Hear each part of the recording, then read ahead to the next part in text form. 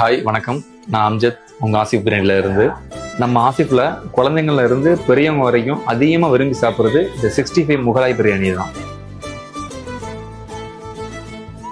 நம்ம நார்மலாக சாப்பிட்ற பிரியாணிக்கும் இதுக்கும் என்ன டிஃப்ரென்ஸ்னு பார்த்தீங்கன்னா, நம்ம ரெடி பண்ண தம் பிரியாணியை கடாயில் எக்கோட டாஸ் பண்ணி அதில் ஃப்ரைட் ஆனியன் ஆட் பண்ணி 65ஓட சர்வ் பண்ணுறோம்.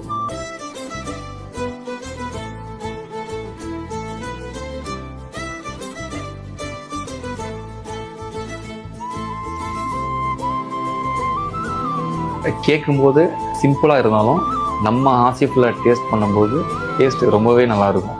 நான் சொல்கிறத விட நீங்களே வந்து டேஸ்ட் பண்ணி பாருங்கள்.